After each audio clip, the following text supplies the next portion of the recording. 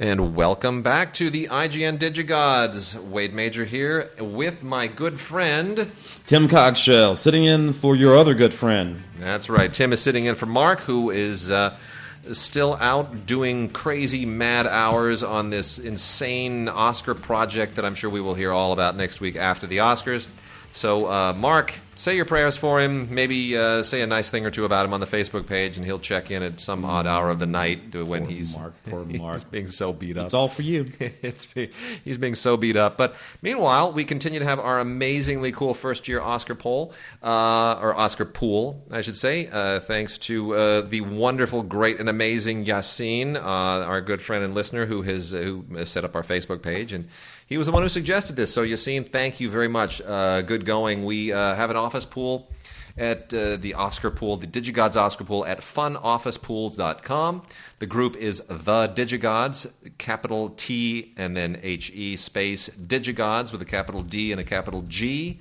Password is Lars von Trier, all lowercase, one word, no spaces, and that'll get you in. You got to sign up first, and fantastic swag. We got some classic Olive Blu-ray titles, and then Boyhood on Blu-ray, and the Frank Darabont collection on Blu-ray. Right now, that's it. That's the package so far. I'm hoping I'll accumulate a few more titles as the days go by. We're 1 week before the Oscars now, so go in and get your picks in there. We're getting pretty close. I think it's getting pretty easy at this point to begin formulating your Oscar picks. All the big pre-Oscar awards are now in, the guilds and everything. So we're by now you should sort of be formulating your picks. Tim, anything of interest that has happened to you recently that we usually start the show off, Mark and I do, by talking about anything other than DVDs or Blu-rays. We usually waste the first 10 minutes of a valuable show just bantering about junk. But you're a professional. You're not a loser. Well, anyway, not terribly long ago, I ran into my doppelganger, Mr. Spike Lee. People out there won't know this because it's a podcast, but some folks think that Spike and I look remarkably alike, and they're correct, of course. Is it because you wear weird outfits to New York Knicks games and scream? It's a neat thing. But in talk, we have a nice conversation. Though people don't know, people may not know, but last year, I guess it would be last year now, 1984 was the 25th year anniversary of Do the Right Thing. That makes me feel so old, doesn't it? Yeah. I can feel my bones creeping too. But we had a nice conversation about that and a few other things. So that was my big event for the last week or so. Yeah, I hate even bringing things up like, boy, I remember my first year at Cannes. My second year at Cannes when they had Pulp Fiction and the piano, and people were like, really, you saw Pulp Fiction? Wow, that came out 2 years before I was born. I just want to punch those people. I get that so much now. Don't say that to me. Don't say that to me. Don't say that to anybody, people. Feels like yesterday. Well, anyway, we're going to start off the show. Mark always ridicules me for not talking about the new movies first and talking about documentaries or something. So since Mark's not here, I see no reason to. Might as well irk him. Might as well just do what he always wanted me to do and then not do it when he comes back.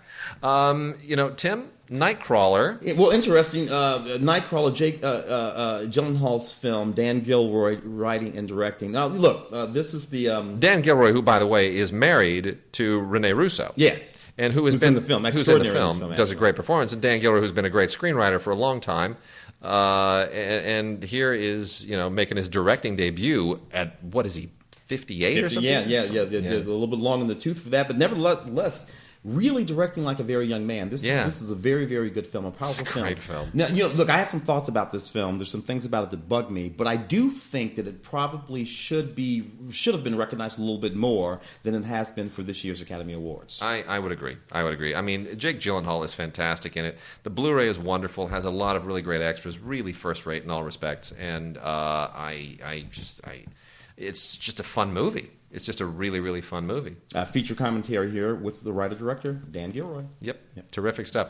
A little less than engaging is Before I Go to Sleep, and this is so disappointing, and it's really unfortunate.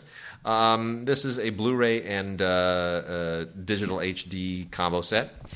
And Ultraviolet, of course, the digital HD. And, this is a great cast. I mean, Nicole Kidman has won an Oscar. Colin Firth has won an Oscar.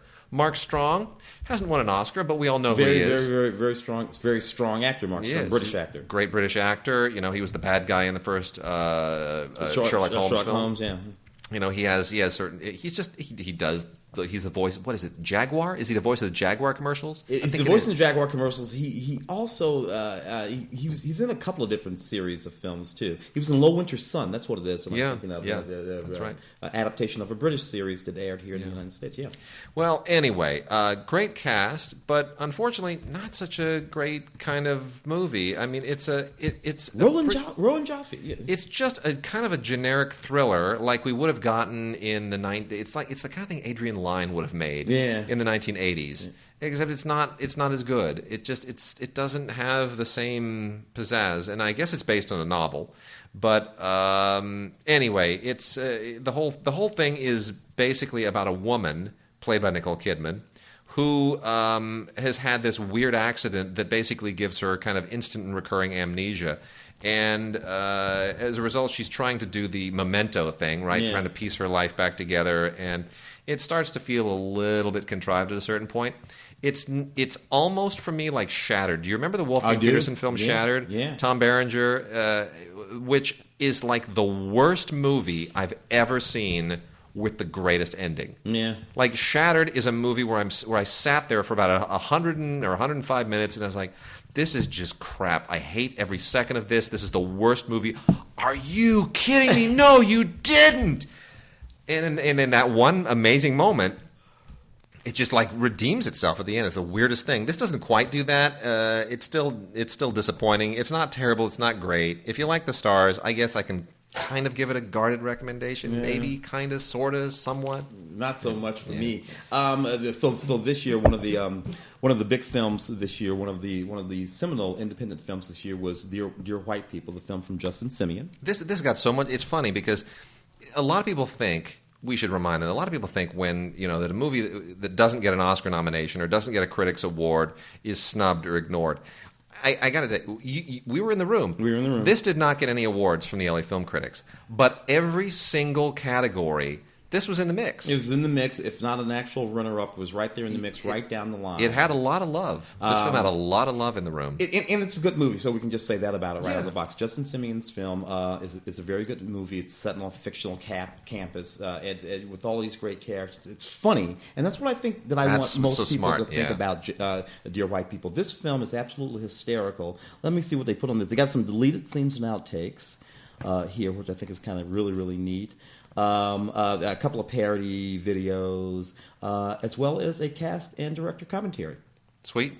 Excellent. Can't get better than that. From MPI, we have Days and Nights by Christian Camargo, and this is actually a really interesting film. Christian Camargo of the Hurt Locker makes his directing debut here with an adaptation of The Seagull by Chekhov. But it's not like a straight adaptation. It's he basically turns it into kind of a modern day. How do you want to put this? It kind of gives it sort of an urban, kind of a suburban twist, modern day, present day American suburban twist, and. It's actually much funnier than you would expect for an adaptation of Chekhov. He finds little edges to The Seagull that, I'm not a Chekhov fan normally. I think I mentioned that about Miss Julie last week, the Mike Figgis film.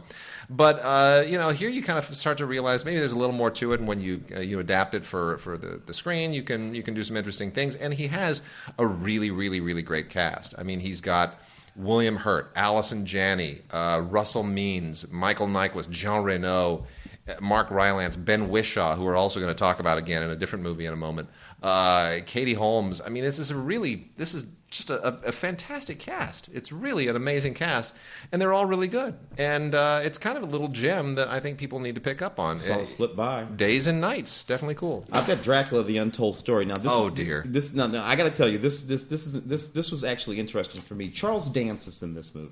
Well, it's the story it's the origin story of Dracula. Yeah, a sort of made up origin story. We keep going back to Charles Dance. We keep, and if there's one thing to watch this sort of CGI effect movie with all these sort of people bursting into big swarms of CGI bats and things like that, if there's one thing to watch in this movie, it's Charles Dance. When Charles Dance is on the screen doing one of the soliloquies from this movie, you feel like you're in Shakespeare. You don't feel like you're in just a big, silly sort of Dracula CGI movie. Mm-hmm. Some people can just bring it like that. May not make it a movie that you want to put in and watch, but if you're inclined to a big sort of action Dracula movie anyway, get Charles Dance. Get the one with Charles Dance in it. By the Gun. You know, usually movies that come when we get them, and I got a picture of a guy holding a gun on the cover. I just kind of, oh no, really another one of these? Because literally there's like 50 of them every week, and it's unbelievable. This isn't bad actually. It's got a decent cast, directed by James Motern, who I've never heard of before. Does a very workmanlike job for a crime film. Kind of what would otherwise be a somewhat generic crime film about a thug who's trying to sort of work his way up. Not very Scarface-like, but it does the job, and it's got some good actors in it. Toby Jones is wonderful. Harvey Keitel, always very good, although he's getting surprisingly old. Leighton Meester, all of them, really do a great job. And Ben Barnes, the star of this thing, is pretty solid. So, a better film than I expected to be. James directed a movie called Trucker with Michelle Monaghan. As a matter of fact, Michelle Monaghan produced Trucker. that movie. I did see that, actually. Yeah, she's the trucker in that movie, Trucker. Yeah. Neat little movie. Starred up, man. This is a neat movie. Jack O'Connell was in this movie. And Ben Mendelsohn. Ben Mendelsohn is particularly good, but so is Jack. Love Ben Mendelsohn. Movie. And of course, we know Jack is in Angelina Jolie's movie, Unbroken. He's the young man in Unbroken. This is a really, really good movie, starred a British film, set entirely in a British prison. Jack gets sent to a prison where his father, played by Ben Mendelsohn, already is. And there's this hierarchy in this very, very dark and hardcore British prison. His father is literally physically at the top of the prison, like actually physically. The more important you are, the higher up they put you. And this young man has to make his way up to the top of that prison so that he can confront his father. Really, really good movie. Love me some Jack O'Connell. This guy's we're going to be talking about him for a while. And I love Ben Mendelsohn. Ben Mendelsohn is in Black Sea, which is out right now. The new Kevin MacDonald, who of course did Last King of Scotland. And Jude Law. It's a submarine movie, right? Yeah. Jude, basically, guys who are looking to raise a U-boat in the Black Sea that may have gold on it. But Ben Mendelsohn is part of that crew, and there's always all these movies, they all kind of follow a certain old 30s, 40s, hard-hitting World War II era formula, right? Yeah. Like you get a bunch of guys together, there's always the loose cannon, the mad dog, right? The guy who can't be controlled, and he screws everything up. The best laid plans. He's the one who's like, I'm not going to do that. I'm not going to screw you. I'm going to do what I want to do. And Ben Mendelsohn is always that guy. Like in every movie, he's the mad dog because he's a little cockeyed and he's got that Aussie accent, and he'll cut you, man. He will cut you with a knife. And I just love Ben Mendelsohn. I know he's getting stereotyped and cast and typecast and that, but he's great. He's great at it. My Old Lady is a wonderful movie. This did not get nearly enough traction, and it needs to. And it's nice to sort of be able to recommend something that involves somebody who is a former colleague. One of the producers on this, Mike Goodrich, who used to be a member of the LA Film Critics and now runs a sales company, a production company, and sales company out of the UK. And they were very deeply involved in putting this together, as were the people at Cohen Media, for whom I occasionally do DVD commentaries. And it's really a terrific movie. Kevin Kline, Kristen Scott Thomas, Maggie Smith. Here's the deal. Kevin Kline is a guy whose dad has died. And he's inherited his dad's apartment, basically in France. And he goes there and he finds out that Maggie Smith is basically living in half the apartment. It's kind of a duplex. And as is Kristen Scott Thomas, who plays her daughter. And there's a French law that this is all centered around. A real it's law. An actual law, which I didn't even know about when I lived there, where it's a little hard to explain, but basically you can kind of do a reverse mortgage type thing with someone when you sell it to them, that you get to stay there. And so Maggie Smith used to own the thing. She sold it to Kevin Kline's dad with the understanding that she gets to live there for the rest of her natural life. Him assuming that she will die before he does. Yeah. It's like a bet. You make a bet. And sometimes people just die quickly, and you're like, sweet, I get to sell the place. But sometimes the person like lives forever, and they outlive you in this case. So Kevin Kline thinks he's going to sell the place, but he realizes he can't. He's got to wait for Maggie Smith to die, and she ain't moving. Yeah, and can't kill her. And it's a great little bit of tension. It's a lot of fun, but the movie's so well done. It has such a wonderful trajectory, and it goes where you don't expect it to go. And here's the great thing about it. Other than Maggie Smith. Yeah. Other than Maggie Smith. This was written and directed by Israel Horowitz. Oh, who's like, what, 80? He's something like that, 70s, yeah. I think at least. Israel Horowitz is the father of Beastie Boy Adam Horowitz. Yes. He's a very respected playwright. This is his directing debut. It's never too late, folks. It's just never too late. And it's beautiful. And it's a well-made movie, too. So, it is. So you don't really sort of age out of that kind sure of thing is. there. John Wick, man, Keanu Reeves movie, right? Yeah. So when this movie came out, a few months ago, a little bit earlier in the year, I went to see it, and I got to tell you, I sit and I watch this movie, and you got Keanu Reeves, who plays a Russian hitman in this guy. He's a guy who used to be bad, who went good, and has to go bad again. Why does he have to go bad again? Because these little Russian gangsters, little snotty Russian gangsters, kill his puppy. And you know what? He kills everybody in this movie over this puppy. Mm-hmm. And they all got it coming. Sweet. They absolutely do. What I like most about this movie, Keanu Reeves jumping around in this movie, doing all those martial arts, that is Keanu Reeves jumping around in this movie like a spider monkey. Didn't he like 43 or 50. 45? 50? Keanu beat you to 50. I beat him to 50. But Keanu he's jumping around in this movie like a spider monkey, doing all of this martial arts. It's directed by a couple of stunt guys, Chad and Lukeski, and a guy named David Lech. Yeah. They're stunt director guys. They know what they're doing. So when they put all those scenes together, they work really, really well. The narrative's okay. You've heard the narrative before. But Keanu Reeves doing this thing in a movie. Go Keanu. Sweet. You know what? I was surprised. We got a giveaway, I should point out, this week, and this is the giveaway that centers around. I got the Book of Life here, and we're also going to be giving away a copy of the Book of Life. So before I get into the movie, I'm going to give you all the details. Just go ahead and email us at gods@digigods.com. Again, gods@digigods.com. And put book in the subject line. Include your name and address in the body of the email. Again, book in the subject, name and address in the body of the email. And we will, by some point before the Academy Awards, make sure you get this to us before the Academy Awards. So let's make sure it's date stamped by the 21st, February 21st. Make sure that your email arrives to us by Saturday the 21st, and we will pick a person and send you a copy of the Blu-ray, DVD, digital HD, ultraviolet combo set of the Book of Life. Here's the deal: this is an animated film, kind of from the amazing mind of Guillermo del Toro and the director, who's a friend of his, Jorge Gutierrez. And it's the whole thing is this really fun. The artwork and the look of the thing is entirely inspired by the whole Day of the Dead thing in Mexico, and it's really incredibly cool.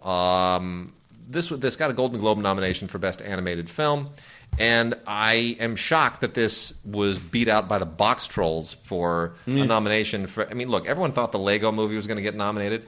Okay, those guys are not popular with the animation branch because they're not really animation directors. They do things like 22 Jump Street, and so they're considered carpetbaggers by the animation crowd a little bit. So why the Box Trolls? Why not Book of Life? Book of Life was better than the Box Trolls. Anyway, Diego Luna. You had some interesting voices in Book of Life. You got Diego Luna. You got Zoe Saldana. Yeah, voice in there. Channing Tatum's voices in that. It's great. It's an interesting thing. Interesting the way they cast voices in these films now. Yeah. These sort of actors, these sort of famous movie star voices that come to these films. Sometimes they're distinguished and distinctible. You know the voice you're listening to, but sometimes they just sort of blend in. Without the rest of their persona. Really nice. They're not. A lot of great special features here. Featurettes. A really great kind of special effects animation thing here, an audio commentary by Gutierrez. It's really good. Animation and art galleries, fantastic. I'm looking at this wonderful PBS Icon documentary. Yeah. On Richard Pryor. Richard Pryor Icon. I happen to have seen this on PBS when it came out. It's a fantastic documentary about the great comedian that goes deep into his life from when he was a straight-laced, sort of, little skinny tie and suit-wearing comedian who would never say anything blue, through his the moment at the Hollywood Bowl when he completely and totally goes insane and more or less flames out at the Hollywood Bowl, saying some fairly controversial things. Lots of interesting people in this film, too, that show up. People who worked with Richard Pryor, Richard Pryor did a whole lot of interesting things. Mel Brooks shows up in this film. People forget that Richard Pryor was one of the writers on Blazing Saddles. Yeah, he was. The iconic Mel Brooks film. Interesting. When Mel Brooks hired Richard Pryor to work on that film, of course, he figured that Richard probably wanted to write a lot of the Black Bart stuff, write a lot of it. Yeah. But no, Richard wasn't so much interested in writing that stuff. Yeah. Richard wanted to write all the other fart jokes and things like that. Yeah. That's what he wanted to do. So when you watch Blazing Saddles and you're laughing, you'd be amazed at some of the jokes that you're laughing at and who wrote them. It's great stories, and it's funny. I only recently found out about the legendary Hollywood Bowl concert from Richard Pryor, which is like one of these amazing. It's not like just a regular concert. He got hostile with the audience, and they got hostile with him, and it became like a grudge match. Oh yeah. I mean, that stuff's amazing. It got dark that night at the Hollywood Bowl. Wow. You know what? One of my all-time favorite movies of 2014. You like that? All-time favorite of 2014. Yeah. This made my top 10. Didn't make anybody else's top 10. The Disappearance of Eleanor Rigby. All three of those movies. All three of them on one Blu-ray. This, I think, is such a brave experiment. We have a lot of experiments in this year when we're talking about experiments, Birdman, Boyhood, Locke, all in a car. This was one that got overlooked for some reason, and it shouldn't have. Ned Benson, this is basically his first film. He impressed some investors with the concept, which is to tell the story of a relationship, and it's just the way that it came together and the way that it fell apart from the point of view of the two different figures. Yeah. It's not like that. What was the John Hughes film? He Said, She Said. Oh yeah, not with Kevin Bacon. No, completely different from that. I mean, he literally made two different movies. And then edited bits and pieces and other footage together into another one. So you have The Disappearance of Eleanor Rigby, him, her, and them. Three movies. And they're three movies, and they really are three distinct movies. It's such an interesting thing to watch these movies when you're going through these scenes, because obviously you see the same scene more than once, 3 times.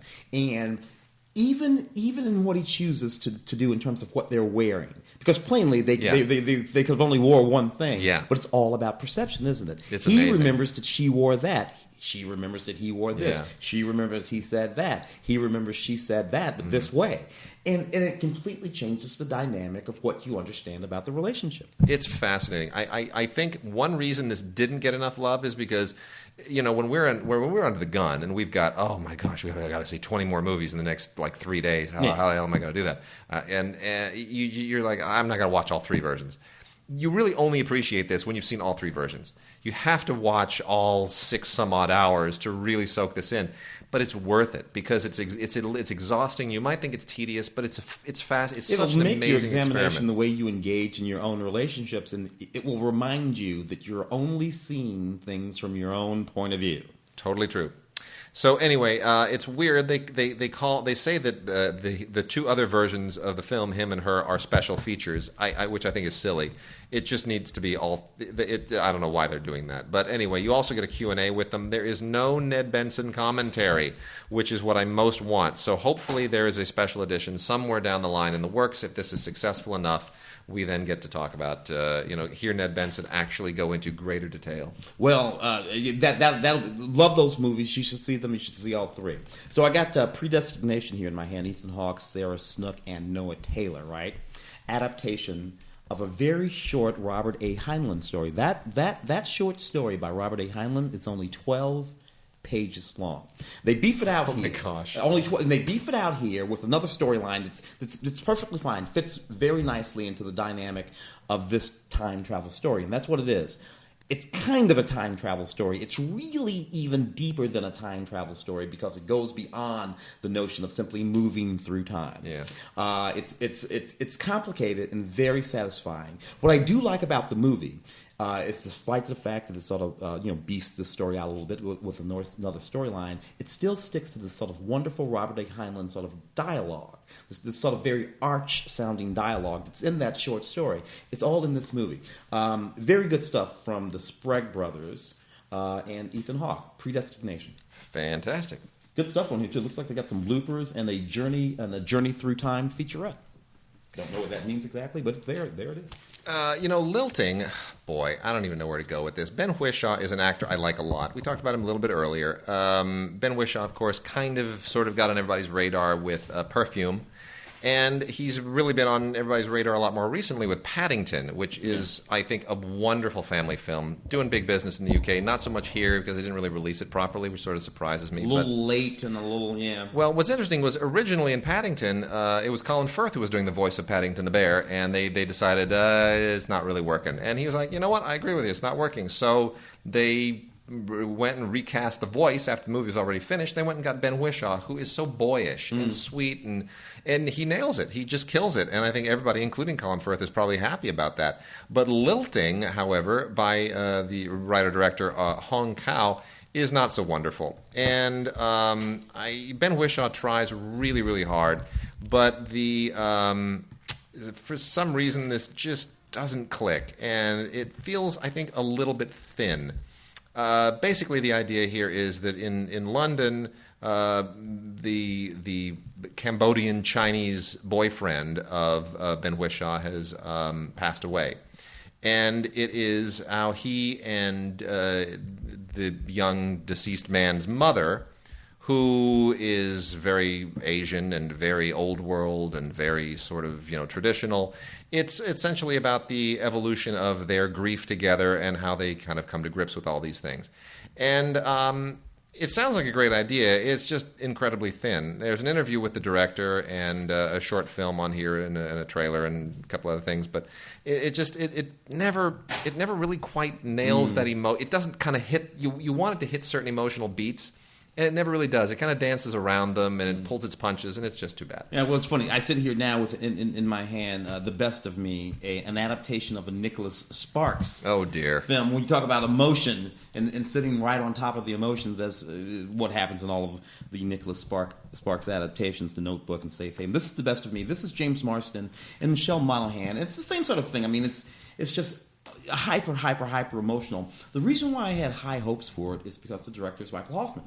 Michael Hoffman, Last Station, of course. Love Michael Hoffman. A really sort of accomplished director. Isn't able to really infuse anything any more sophisticated into this material than you will find in any other, Nicholas Sparks sort of adaptation. It's a Nicholas Sparks adaptation. That's just what it is. There you go. Now, Joss Whedon is a guy that I would love to dislike, but I for some reason he just seems to keep mixing things up in a very unusual way. And involving himself in projects that I never actually fully expect. And In Your Eyes is, for example, he'll do Avengers, and then he'll get a bunch of people over at his house, and he'll shoot a black and white adaptation of the Shakespeare. Much Ado About Nothing, which is just it's like you gotta. He's an interesting guy. He really is. So he mixes it up. Anyway, Amplify is a new independent distributor, and they're releasing through Anchor Bay on DVD, and this film, In Your Eyes, is written by Joss Whedon and directed by Bryn Hill. Yeah, who has a few films in the can, interesting little films I've seen.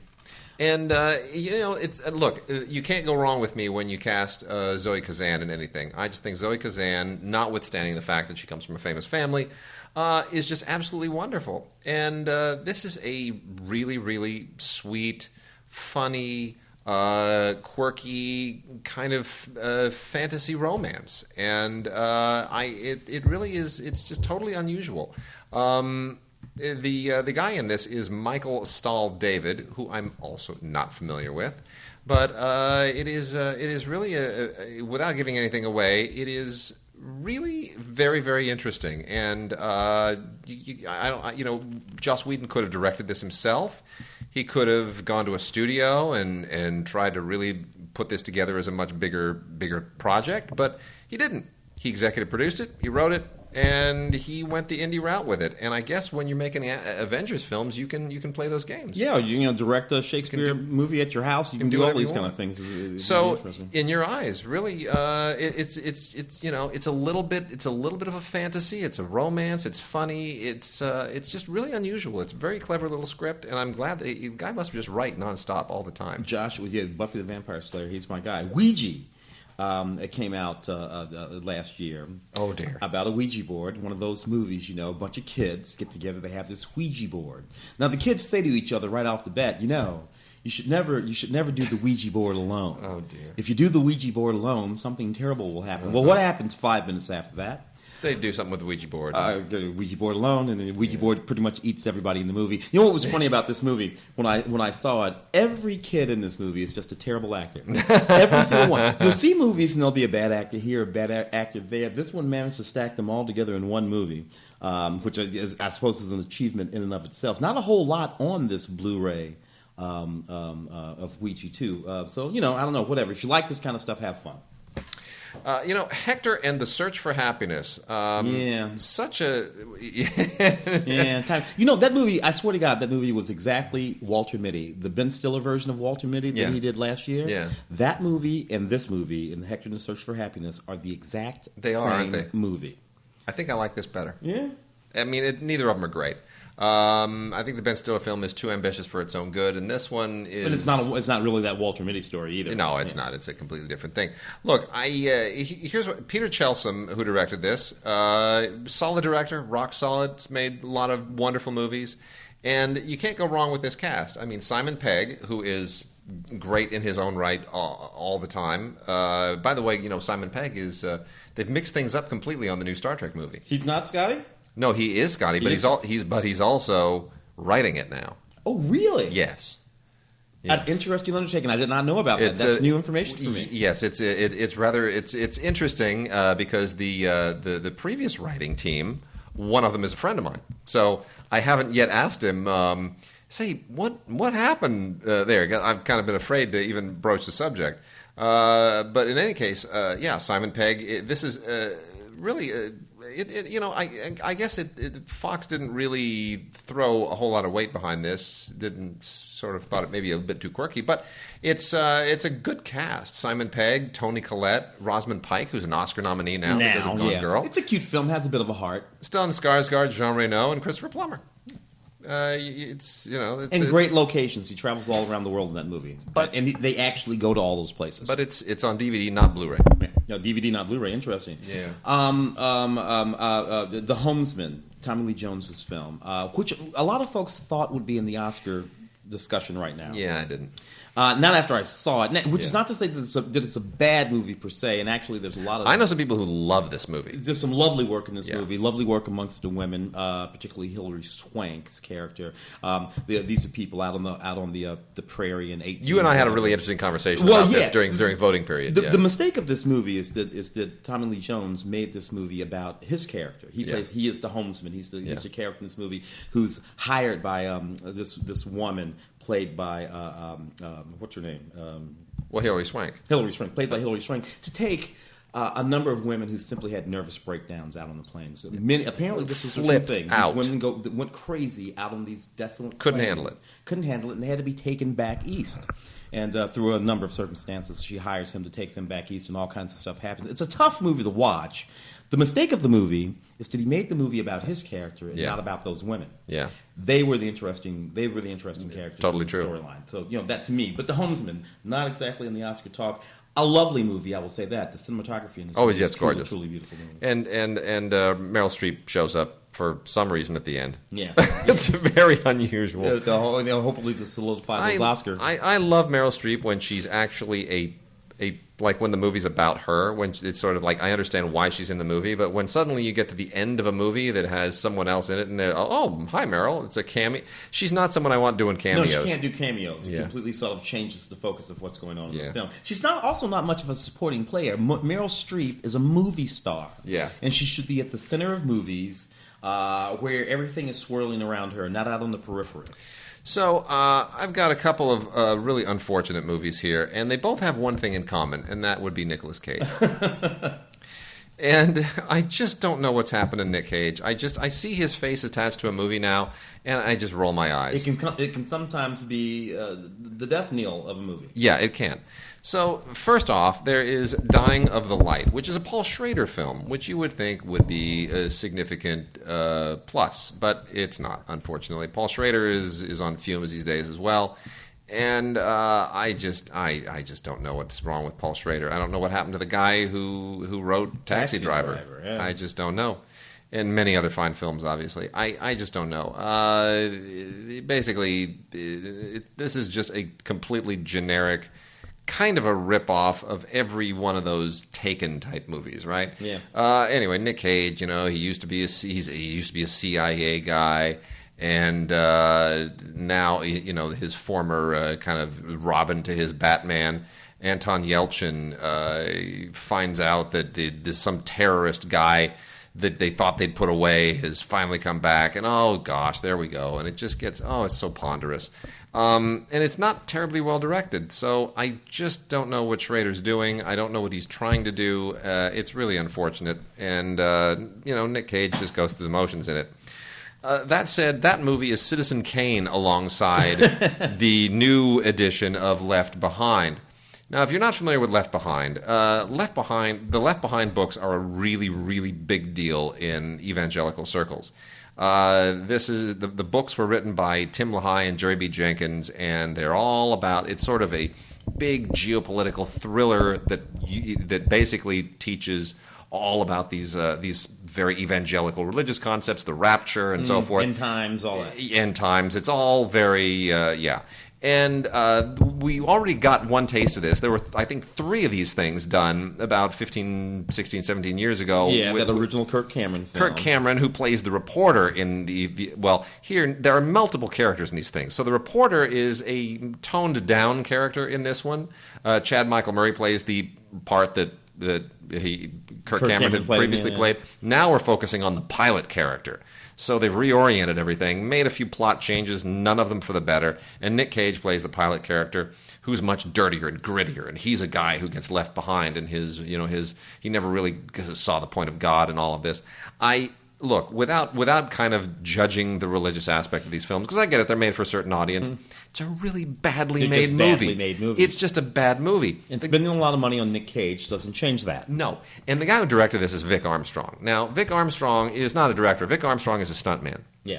Vic Armstrong you have seen him literally hundreds of times.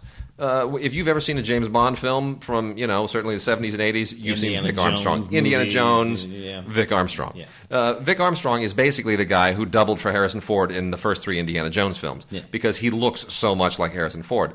He's the guy who directed this movie. He should go back to doing Indiana Jones films. Yeah, that would be really important for him to do that right away. Yes, right away, because this is not good filmmaking, and it's just not good screenwriting either. It's just everything is on the nose, and it's just terribly embarrassing. And then there's like a whole plane landing sequence, and the daughter's in the car, and they're running. It just makes no sense. It's just they're trying to turn it into an action film.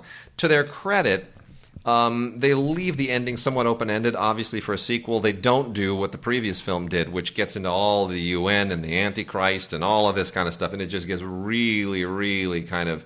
It gets out there. Here, they try to keep things very mysterious, and they set you up for another film, which hopefully will not come. Well, there are a number of those books, if I'm not mistaken. Oh, yeah, there's like 7 or 8 of them. Oh, look, I got Laggies over here. This is a neat little movie with Keira Knightley and Chloe Grace Moretz and Sam Rockwell in it, right? It's this little romantic comedy. Not a lot of people remember it. Not a lot of people thought about it. I liked it. Lynn Shelton film. I liked it quite a lot. Lynn Shelton, who, of course, is part of the whole Duplass brothers, that whole group of mumblecore scene. Yeah, they're doing that. She did a good job here. Keira Knightley plays this young woman, about 29 years old, and she has a group of friends. All of the rest of them have sort of grown up, gotten on with their lives, had the kids and all of that. She's still sort of hanging around. She's one of those sign twirlers. You know, the guys who stand out on the street and spin the sign. Yeah. That's what she's doing for her father's accounting firm. And she runs into this little girl played by Chloe Grace Moretz, who's not so much of a little girl anymore. and she finds herself hanging out with Chloe Grace doing what, 17-year-olds do. It's one of those I need to learn how to grow up movies by being taught how to grow up by somebody who's much younger than me. Yeah. She has to act like a grown up because she's about a boy. About all of those movies. Yeah. Sweet and all of that kind of stuff. Sam Rockwell's a lot of fun in this movie. With a cast like this, you would have thought it would have played a little bit larger in theaters. It didn't, but it's okay. This has some deleted scenes on it and a commentary track from the director, as well as a featurette and a couple of music videos, stuff like that. Noah Wyle keeps kind of trying to reinvent himself, and God bless him for doing it. He's not an easy guy to break that mold. He's sort of been stuck in the ER. Yeah, that thing. Young doctor thing, which just stuck with him for years. It's so unfair, really. Well, he shows up here along with Haley Joel Osment and Minka Kelly and Jeremy Irvine. Decent cast in The World Made Straight, which is kind of one of these rural noir things that are increasingly popular, and the whole thing takes place in the Appalachians.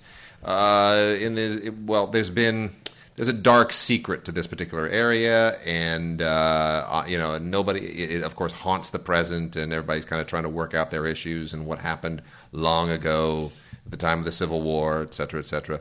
It kind of doesn't hold together at the end, but David Burse, who directed it, does a solid job with the actors, good job visually, and it's on Blu-ray.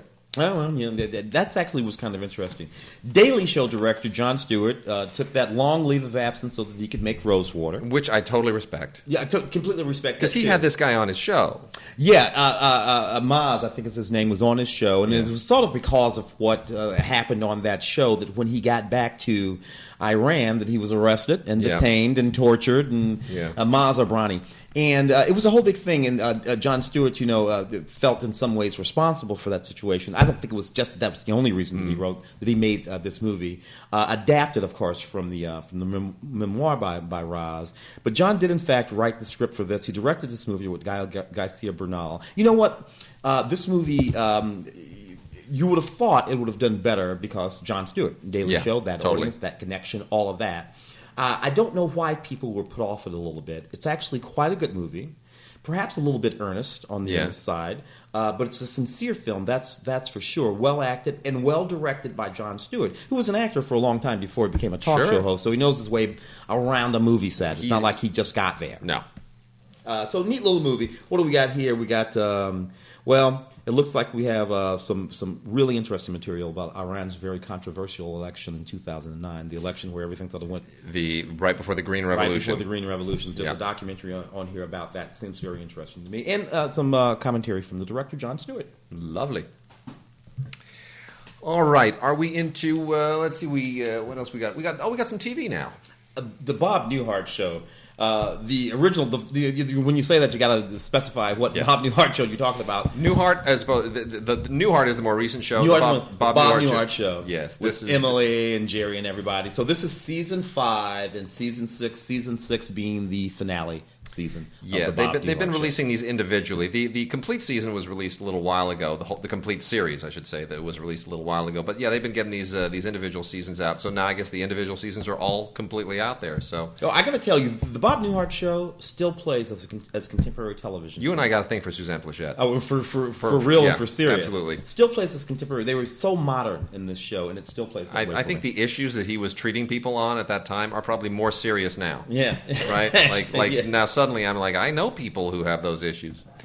Edie Falco, always everyone's favorite. This was amazing that she jumped from The Sopranos to Nurse Jackie, and that doesn't happen very often where you go from one hit show straight into another hit show, and it suddenly becomes, in many respects, your defining role. Yeah. It's like usually it's the first hit show that defines you.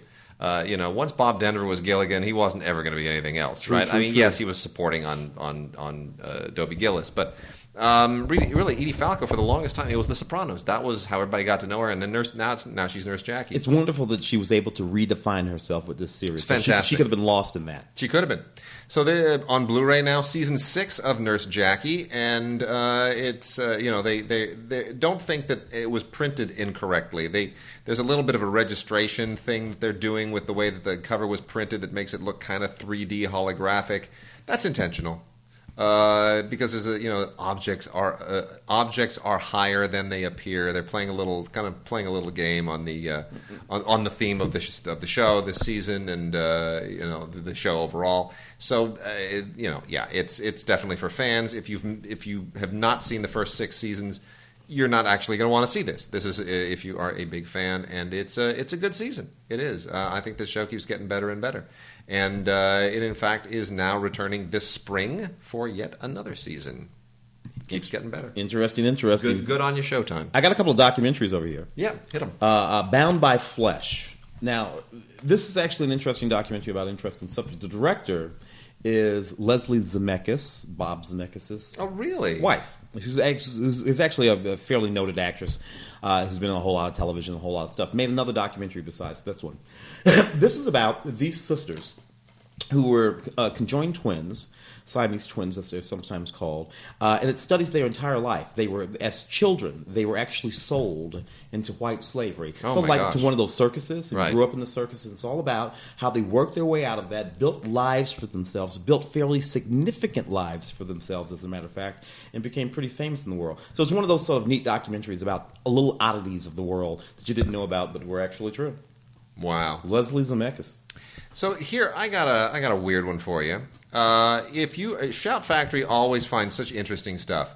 If you are a fan of the Power Rangers, you are going to get a complete and total blast out of Super Sentai. This is essentially Super Sentai are otherwise known as Zyranger or Zyranger or whatever it is. Yeah. This is essentially the show that created the Power Rangers. And if people don't know this, but this is how the Power Rangers phenomenon basically began. Haim Saban, who is now he's created a whole new distribution company. He's created an empire. I mean, he's literally a billionaire based on this one thing that he had a brainstorm on. He saw this show, or somebody close to him saw this show. I don't know who, but what he thought was, hey, that Japanese show, why don't I just take the action sequences from that show, dub them, and then I'll shoot my own stuff, which is completely different, all new stories, and I'll just intercut the two things, and bargain, I got a whole new show and kids won't know the difference. And basically that's what he did. And what's really interesting, if you're a Power Rangers fanatic and you actually have the original series on DVD, you will want to get those episodes out and then watch these, and you will see exactly what is extracted from what and how these different plots and different actors, and it's weird. Mm-hmm. It's completely strange to A-B them. So I had always heard about this, had never seen it, and there's a bonus feature on here called Power Progenitors, Super Sentai Zyranger Power Morphicon 2014 panel, and it gets into some of those details. I didn't even know there was such a thing as the Power Morphicon, but apparently there is. I guess there's a con for everything. So, but yeah, anyway, this is the whole concept of these guys is completely different from the Power Rangers. It really is. It's not at all what the Power Rangers are, or certainly any of the subsequent Power Rangers series. So, Super Sentai, look for it, Sentai, Zyranger. Zyuranger, the complete series. You could get away with it because the Power Rangers wore those masks, and all the monsters in the series had on those masks. So you don't Seriously, know who's there. What Saban did was just it was kind of genius in a really low rent way. A low rent rate. All of those shows were non-union shows. By the way, people, all non-union shows, every single one of them. A Life in Dirty Movies is a documentary about a filmmaker named Joe Sarno. Joe Sarno made a whole bunch of these sort of like bluish movies in the late 60s and 70s. They were these movies usually about women having sexual awakenings, sort of like along the lines of those Emmanuel series, or the Radley Metzger's films that we were talking about, Henry Parrish and all that kind of stuff like that. So this is a film about Joe Sarno. And when it was made, Joe was still alive. He's since passed away. So Joe is in the film with his wife talking about his life as a filmmaker.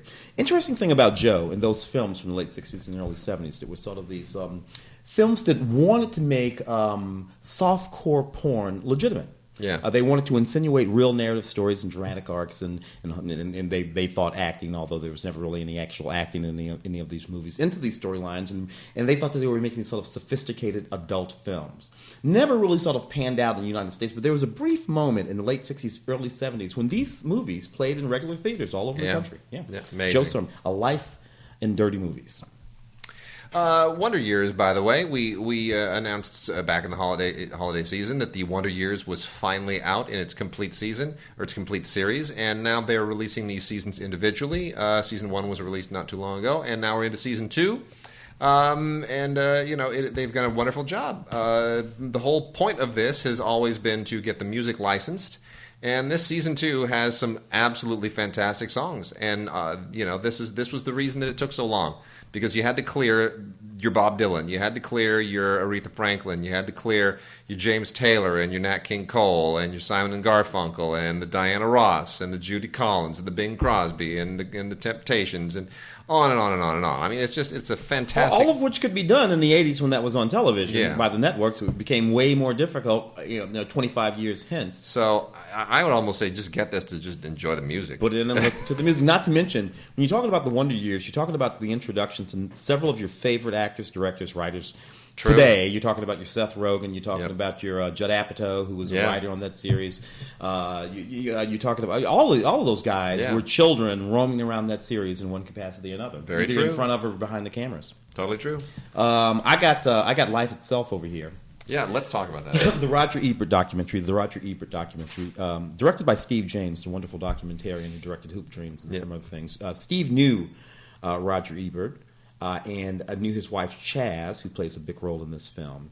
We're in Oscar season right now. This is not nominated for an Oscar, but it could have been. Right, could have been. There are 5 great films nominated. There are lots of wonderful documentaries this year. 15, 20 easily. Oh, easy. This could have very easily been nominated. What this really is, I think, though, is a film for film lovers who will love this film because Roger was a film lover. Yeah. And Roger was probably the preeminent promoter of American cinema over the last 30 years or so. I think something like that. He's the reason why we love movies. This is a lovely film. It's a film made by people who love Roger Ebert, about Roger Ebert. So you have to keep that in mind. It's not so much a documentary, although it's very raw and it gets into some heavy stuff. Roger was going through chemo and cancer and all that stuff. All of that is in this film, so you should be aware of that when you watch it. He didn't try to hide any of that from the world.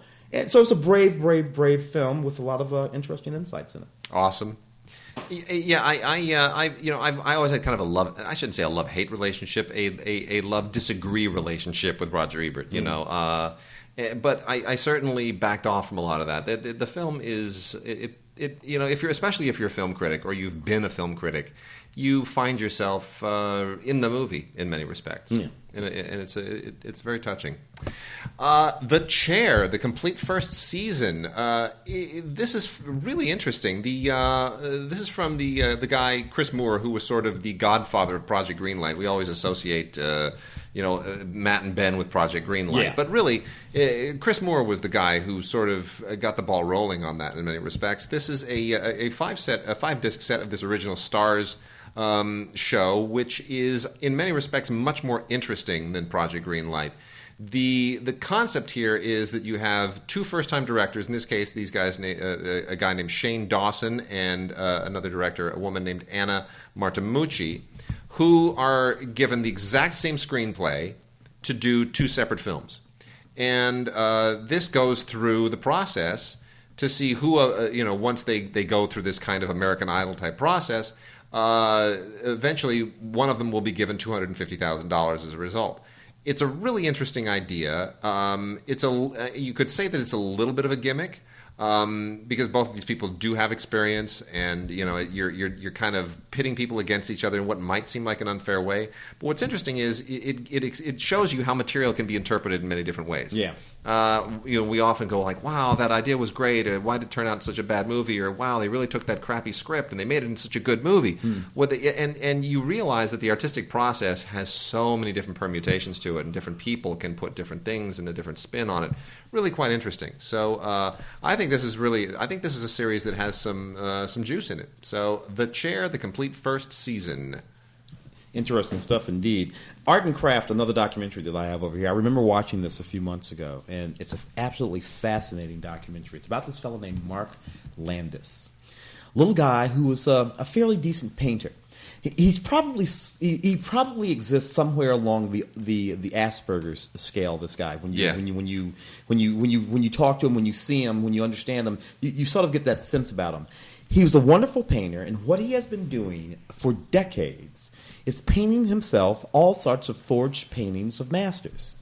Very, very good forged paintings of masters. Now, this is what he would do, though. He would give them away. He would pose as a that's awesome. He would pose as a philanthropic donor, and he would go to museums and galleries, and he would say, "I have this wonderful, wonderful Chagall, and it's been in the family for years. I'd like to donate it to you." And he's been doing this for years. Yeah. And they would take them and they would evaluate them. So there are all kinds of extraordinary paintings all over the country, hanging in museums, painted by this little man who had no ill intent whatsoever. He didn't steal anything. He didn't take any money for anything. He simply painted them and gave them away as though they were the actual thing that people were taking. It's an interesting sort of subject, because what they get into in the documentary is the question of whether or not these paintings are any less valuable now that we know he painted them, rather than that they were painted by the famous person that they were purported to be painted by, which is an interesting sort of question. Yeah. 30 years ago, when we hung it up and we thought it was a Chagall, we loved it. We find out today that it's a Mark Landis, and somehow it's not worth anything anymore. Interesting question indeed. That is really cool. Well, we also have, I don't know whether to say that this is nostalgic, because a lot of people might cringe, but back in the late 70s, there were some dramatic biblical adaptations done, which are now out in a 3-volume series of the greatest heroes of the Bible. And these are basically some pretty straightforward Bible stories done with some fairly recognizable mid-level B actors from the 1970s in a kind of sometimes embarrassingly melodramatic way. I'll give you a quick rundown here. Volume 1 includes the Ten Commandments, Samson and Delilah, David and Goliath, the story of Noah. The biggies. Volume 2 moves on to the story of Moses, Joshua and Jericho, the story of Esther and Abraham's sacrifice. And then finally, in Volume 3, we have the Tower of Babel, Sodom and Gomorrah, Jacob's Challenge, Joseph in Egypt. And it's really kind of bizarre who shows up in these things. I mean, honestly, pretty much, there are some higher level actors. Timothy Bottoms pops in here at one point. Bernie Coppell pops in at one point. It's a little bit weird, especially if you watch TV a lot in the 1970s. You kind of feel like this is the Love Boat of Bible stories. But what's funny is Ridley Scott probably could have made all of those movies for the catering budget on Exodus. That's true. A day's catering budget on Exodus. Very true. He could have made every single one of those. Yeah. I got this neat documentary here, Levitated Mass. We live in Los Angeles, of course. Oh, my gosh. You know what? Doug Prey, who directed this, was, it's funny. I went to school with, it's amazing. I look back and I'm like, good grief. It's not just Alexander Payne or Gina Prince, Gina Prince Bythewood now, who's making some great films. I went to school with Doug Prey as well. Yeah, UCLA, good film school. A good film school. He was in the, it's a funny thing. I never would have imagined that he'd become such a great documentarian. When I was considering going into grad school, moving from undergrad to grad school, I wanted to get into the producers program for a minute and a half, and eventually decided against it. But they're like, well, there's a really smart guy in the producers program. Maybe you can talk to him and he can mentor you. So okay, Doug Prey. So I sit down with this guy, Doug Prey, and he's like, yeah, I'm in the producers program, yeah. And I kind of asked him, I was like, do you like it? And it was interesting. He was very kind of silent and quiet and philosophical and smart and sort of a heavy guy. Yeah. Didn't really encourage me or discourage me. Was just kind of wanted me to find my own path in a very Zen way. I found like I was in the presence of sort of a Zen master who was only maybe 3 years older than I was, and. Son of a gun, 3 years later, Doug Prey, he's like a big documentarian. Yeah, and this particular film is really a great film. It might be more interesting to folks who sort of live in the area. Yeah. Los Angeles. Levitated Mass is about a gigantic rock. At the LA County Museum of Art. Now at the LA County Museum of Art. It was dug out of this quarry. It's a gigantic, I forget how many tons it is, but it's an extraordinarily large rock. It's an art project. And it was moved from that quarry all the way to the Los Angeles County Museum, several hundred miles, eventually through the streets of Los Angeles, all down through just everything. The entire process of doing that was quite a thing. Doug documents that while giving us the backstory of the artist and why The Rock and what's extraordinary about it in the first place. It truly is an extraordinary work of art that folks should go see. If you can't go see it, rent this documentary and you'll get as close as you need to. It's true. I went, and the last time I saw that thing was when the Kubrick exhibit was at the Icon Museum of Art, and we saw the Kubrick music. My daughter had literally just been born, was not very patient, but we schlepped her down there in the stroller to the Kubrick exhibit. And here, look, that's a lens. You're never going to remember that. And I actually got, you know what? I have to show you. I have a picture of myself holding her, and she looks completely shell-shocked right in front of the two dresses of the Psycho twins from The Shining. It's very funny. I'm holding her right in front of that. And someday she's going to watch The Shining, and then I'm going to show her that picture, and I'm sure she's just going to want to punch me. It's like, that's why I was so disturbed. Oh, but anyway, so it was we saw the Kubrick exhibit, then went to Levitated Mass right afterwards, and it's like that was a great day. A fascinating thing. Yeah. Big ass rock. So we got to also hear this 2-film collection of a couple of family Easter classics or holiday classics. One is The Easter Promise. The other is Addie and The King of Hearts. There's nothing particularly remarkable about these. They were made in the mid-'70s and perfectly serviceable holiday family movie fare from the mid-'70s. It doesn't date terribly well, but you can't really go wrong with Jason Robards, and Jason Robards shows up in a lot of this stuff in the 70s and just brings kind of a family homespun sense of gravitas that only Jason Robards could do, and he's just one of those great actors. So, why not? Give it a chance. Wait for a holiday to roll around. Jason Robards, you really can't. You actually really can't go wrong with Jason Robards. No. Years and years ago, there were these wonderful documentaries made by I think Bruce Brown. Yeah. The On Any Given Sunday documentary. So it's like 1971 is the first one. It's about bikers, motorcycle guys, dirt bikers, and all that kind of stuff. And the new one, On Any Given Sunday, the next chapter in 3D.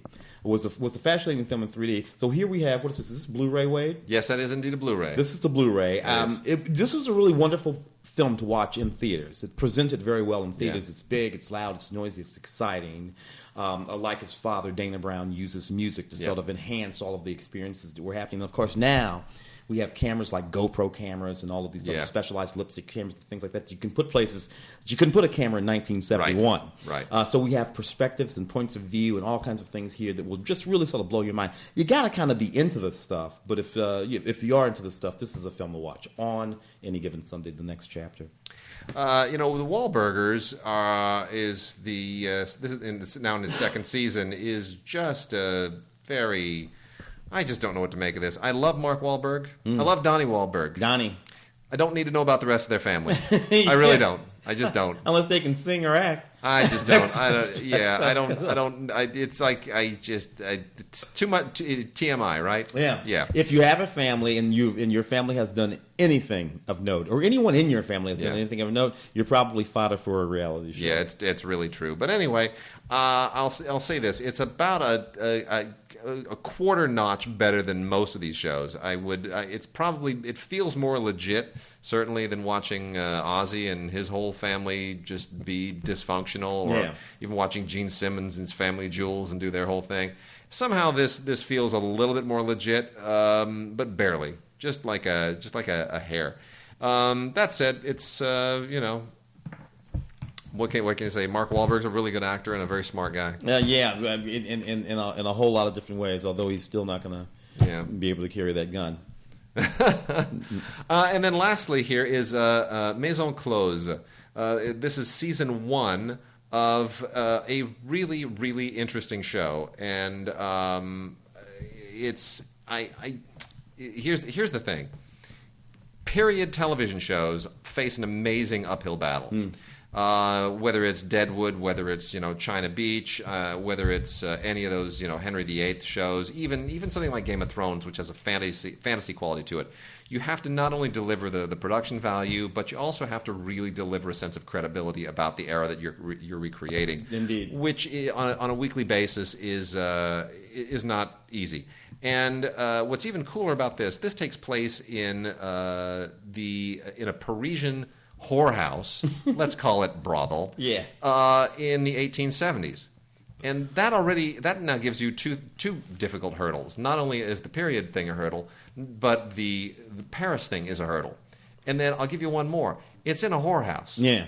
Which means you're going to get a lot of really, really nasty kind of, closet types, raincoat crowd, the parents' basement types thinking that they're going to see something really prurient, and it isn't. No.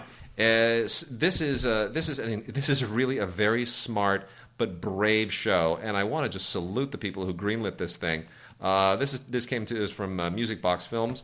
This is a Blu-ray. This is one of the big acquisitions that Music Box has made in quite a while. I'm trying to think, what would be the equivalent of a show like that in the North American market, even Canadian? There isn't one. I can't think of anything. There just isn't anything like this. We have plenty of shows that are sort of, but I can't think of anything. No, like it's not prurient. It's barely provocative, but as a character study, as kind of a recreation of a psychology, it's just really a very brave show, and it's done some amazing things in its first season, and I think the future seasons are going to be great. And I want to salute Music Box as well. Music Box is a small company that usually releases a lot of French language films, just a few films a year, most of them French, picked up at festivals and whatnot. And this is kind of a big deal for them to release this on Blu-ray of all things. So they're putting themselves out there, taking a step up. And Music Box, by the way, I should point out full disclosure, they also released the OSS 117 films on DVD and quoted me on both boxes. So well, too. Yeah, thank you. Thank you. Excellent. I got a movie here called First Man on the Moon. So it's another one of those PBS Nova documentaries. Yeah, which are all great. I just mentioned it because it is in fact great. It's beautiful. I've actually seen this one on PBS, black and white photography from the 60s that covers that entire period of the space program, of the NASA space program, and it's fascinating stuff. It's fascinating stuff about the guys that had the right stuff. Beautiful. All right, we are right at the end of the show. We are a little bit over time, and I'm going to wrap out just with Mark always hates it when I do this. I usually try to start those shows with it, but I'm going to wrap out with just we got some great classical stuff here. And this always comes to us from Naxos and their affiliated labels. And if you're an opera fan, if you're a ballet fan, again, these are mostly on Blu-ray. The audio on these is just to die for. It's literally like having the performance in your house if you have a 5.1 or a 7.1 or a 7.2 setup. So this stuff will just blow your mind. First off is from Opus Arte, the Royal Opera in the UK at the Royal Opera House in London. Wagner's Parsifal from Warner Classics. It's Wagner. It's just crank those speakers up and just blow your mind. Also, from Opus Arte and the Royal Opera House is a wonderful boxed set of Mozart operas, including The Marriage of Figaro, Don Giovanni, and Die Zauberflöte. Again, huge. Great directors, great composers, all of those. Great directors, great conductors. Top notch across the board. And then we also have more Wagner, the entire Ring of the Nibelungen, from the people at just Arte, which is not the same as Opus Arte, just regular Arte. This is a huge production, and that's a beautiful one as well. That's a good looking box too. That beautiful red and black box. It's the production value on these particular classic sets always just go right over the top. They know their audience. Verdi's Falstaff with the Vienna Philharmonic and conducted by Zubin Mehta, staged by Damiano Micheletto, is also really, really impressive. I'm a big fan of Bruckner, not as much as Beethoven or whatnot, but I love Bruckner's symphonies, and this is Symphony No. 5, a Blu-ray performance by Christian Thielmann and the Staatskapelle Dresden. My German's getting better. Indeed. It's getting better, Tim. Indeed. It's improving. This is a lovely, lovely performance. Again, fantastic audio.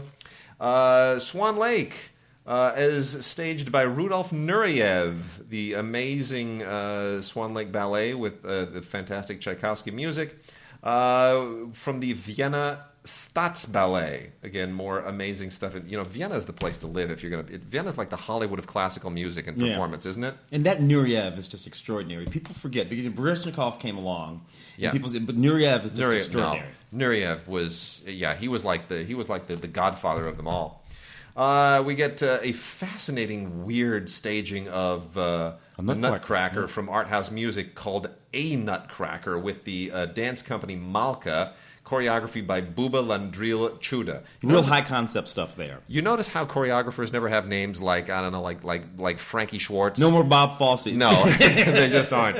With a name like Buba Landril Chuda, you have to be a choreographer. You cannot work at the local deli. You must be a choreographer.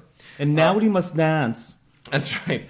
And then you also have more traditional versions of the Nutcracker, Sleeping Beauty and Swan Lake, on this lovely boxed set of Tchaikovsky ballets from the Dutch National Ballet and the Teatro Scala. This is also from Art House Music. Wonderful 3 Blu-ray boxed set. Again, music that is just beyond... That Sleeping Beauty is fantastic. Oh, it's gorgeous. Maris Jansen's Conducts is essentially a combination of some of his great some of his better performances from Verdi and others.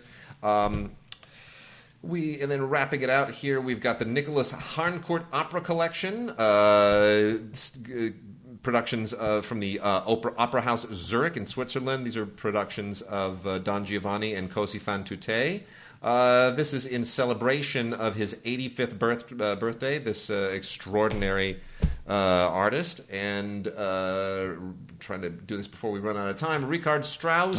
Also Sprach Zarathustra, not just the 2001 theme, but actually the rest of it as well, which is a pretty complete production with the Royal Concertgebouw Orchestra, conducted by Andres Nelsons. And then lastly here is a modern dance staging called Romeos and Juliets, with choreographed by Sébastien Lefrançois. There's another name for a choreographer. This is also from Art House Music. Not quite my thing. I kind of understand what they're doing here. They're kind of trying to do like ballet or modern dance. It's like a hip hop modern ballet dance adaptation of Shakespeare. Yeah, okay. It's experimental. Yeah. I give them props for trying, even though you kind of snicker a few times. Well, it's a little bit of a giggling thing. Orson Welles started doing that 60 years ago.